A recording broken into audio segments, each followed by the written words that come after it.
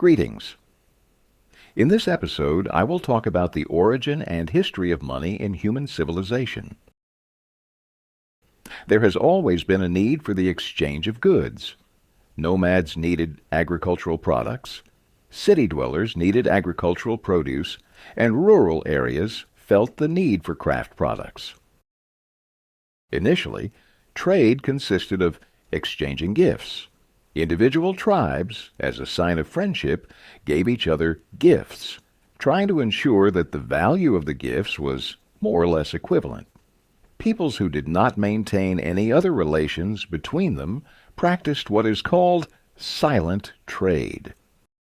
I will give an example of such trade between the Chukchi in Siberia and the Eskimos of Alaska on both shores of the Bering Strait, described by a Russian traveler of the 19th century. A visitor from Chukotka places several goods on the shore and departs. An Eskimo comes, examines these items, places some furs next to them, as many as he considers necessary to give for them, and then also leaves. Following him, the Chukchi returns, examines what he has been given, and, if he is satisfied, he takes the furs, leaving his goods. Otherwise, he takes nothing, departs once more, and waits for the buyer to add more. Thus, the entire trade is conducted silently.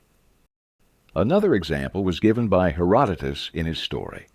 The Carthaginians, having circumnavigated Africa, attempted to establish trade relations with unknown tribes. Upon arriving at the trading place, they unload their goods on the shore and lay them out in a row.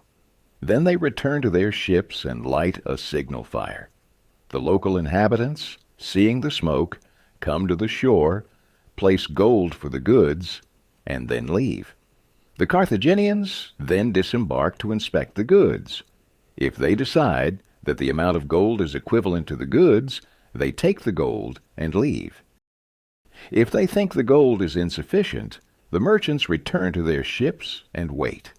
The natives then come back to the shore and add more gold until the merchants are satisfied. In this way, they do not deceive each other. The merchants do not touch the gold until it is equivalent to the goods, and the natives do not take the goods until the merchants take the gold. However, bartering had a number of significant drawbacks due to the absence of a universal equivalent. These difficulties can be illustrated by a story from the explorer Verney Cameron, who traveled through Africa in the mid-19th century. One day, he needed to hire a boat to travel across Lake Tanganyika. The boat owner demanded to be paid in ivory, which Cameron did not have. The owner of the ivory, in turn, wanted cloth in exchange for it, and the owner of the cloth wanted copper wire, which, fortunately, Cameron had. Through a series of successive exchanges, he obtained the ivory and was finally able to pay the boat owner. To overcome these difficulties, it was necessary to find a commodity that could always, under any circumstances, be exchanged for any other commodity, a universal medium of exchange. In this role, the most diverse goods were used, the same people at different times, and different peoples at the same time had different equivalents. Generally, the goods used in this role fell into two categories: essentials and adornments. The main characteristic that brought these goods closer to money was that they could be used not only for direct consumption, but also as a means of measuring value and as a medium of exchange. For a long time, livestock was the most common equivalent. This is evident even from the etymology of the term money. For instance, in Latin, pecus means livestock, pecunia means money. The Turkish para means both livestock and money. Rupee comes from the Sanskrit rupa, meaning livestock. The Old Russian skotnitsa means treasury, and so on. Its multi-purpose nature, draft power, meat, milk, hides, on one hand, and its transportability and low maintenance costs, on the other, prompted the selection of livestock as the universal equivalent. Grain was also quite commonly used in this role. The tribes inhabiting the shores of warm seas used shells as exchange instruments, of which there are many varieties. One type of mollusk, the quahog, was used by North American Indians to make wampum, strings with beads strung on them. These were used as a money equivalent and also for conveying messages, thus somewhat replacing writing. However, the most widespread shells were cowries. They are mainly harvested around the Maldives and the eastern coasts of Africa in the Indian Ocean. To collect them, coconut palm leaves are lowered into the water and then retrieved covered with mollusks. In many communities, cowries had a well-defined value. For example, among the tribes living near Lake Victoria in Tanzania, an axe cost 150 cowries, and a piece of Indian cotton cloth cost about 600 cowries.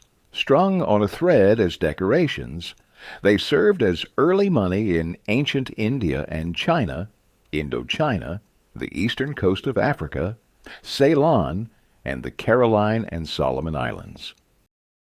In ancient times, these shells spread far and wide. They are found in Scythian burial mounds, in Germany, Sweden, and among the peoples of the Volga region and Siberia.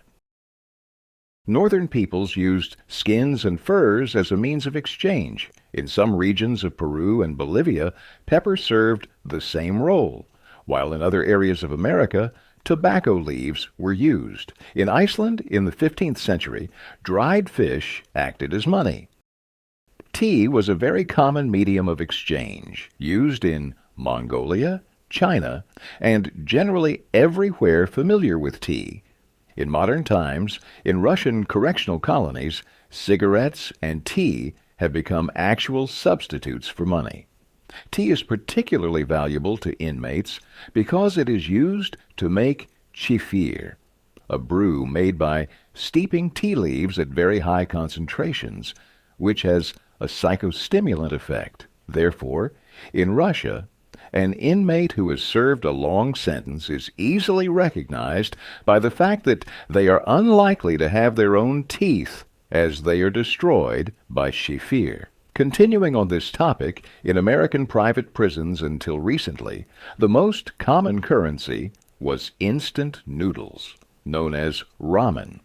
Inmates spent time working out and doing physical labor, and ramen, being quite caloric and having a long shelf life, made for an ideal currency. Thus, ramen could be traded for various goods or services in prison. Salt was exceptionally well suited to perform the main functions of money. The Venetian merchant Marco Polo, 1254 to 1324, who visited China, mentioned salt money in his writings. To make money, a salt solution was boiled in cauldrons until it reached a dough-like consistency, then molded into bars and stamped with the emperor's seal. To make the money hard enough for circulation, the bars were further heated on hot tiles. Salt was also used in many other places. Wherever there was salt, it could be used as money. In the kingdoms of the Niger Basin in Africa, even as late as the 18th century, salt blocks were cut like rock crystal and used in pieces several centimeters long.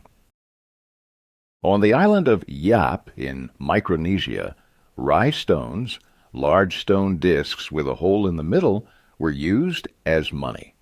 These discs are made of aragonite, a type of limestone found on the island of Palau. To obtain this stone, men from Yap embark on expeditions to Palau.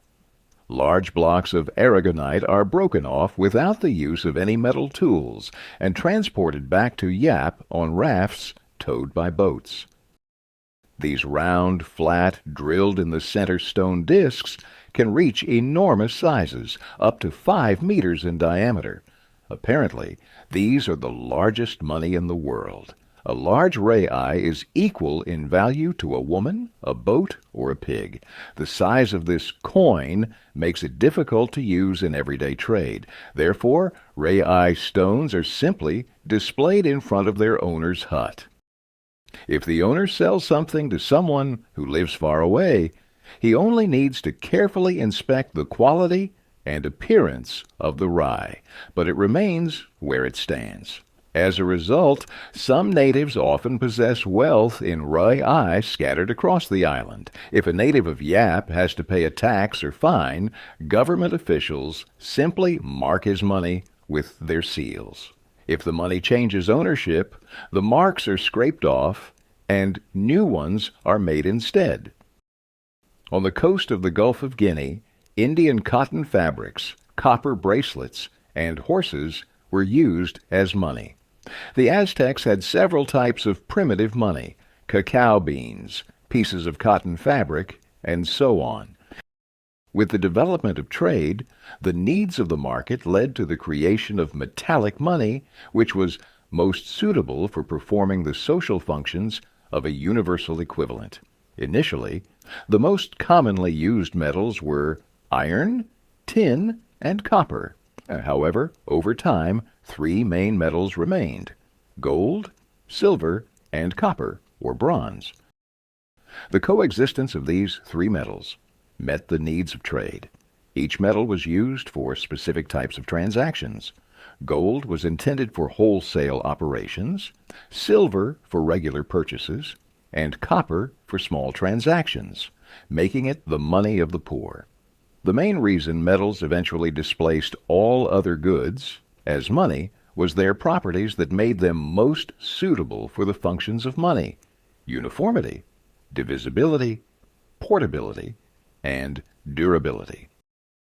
Metallic money appeared as early as the 3rd millennium BC in the East. However, for a long time, they retained a commodity form: nails, shovels, horseshoes, weapons, rings, ingots, and similar items. Among the Sumerians and Scythians, arrowheads were used as money. Among many peoples, spearheads served as money, with their value depending on their size and quality. For instance, among the Pangwe people in West Africa, an elephant tusk cost approximately 200 spearheads, a hornbill bird 10, a large rat 10, a pipe 1 spearhead, a soup spoon 2, and a European rifle between 100 and 200. Over time, not only iron objects but also their miniature copies began to be used for trade. In ancient China, money initially took the form of cowrie shells. Later, copper ingots of various shapes, shovels, hoes, and knives served as coins. These ingot coins were made with a small hook or hole to string them together, similar to the use of cowrie shells. However, all these forms had significant inconveniences. In each transaction, it was necessary to weigh the ingots, divide them into parts, and determine their purity. To avoid these inconveniences, ingots or pieces were made of equal weight. The most well-known merchants would stamp them with their own marks, certifying the weight and purity of the metal. However, the authority of merchants as private individuals was limited, and their marks could satisfy only a narrow circle of market participants. With the development of trade, there arose a need for the stamping of ingots by a more well-known and authoritative organization, and this function passed to the state. Coins emerged. The first coins were minted in Lydia during the reign of King Gyges, 687-654 BC. They were struck from electrum, a natural mixture of gold and silver, had a bean-like shape, and bore a stamp guaranteeing the purity and weight of the metal. These coins were called gyges, after Gyges himself, or staters, from Greek meaning balance beam weights. This concludes the story of the origin of money. Goodbye.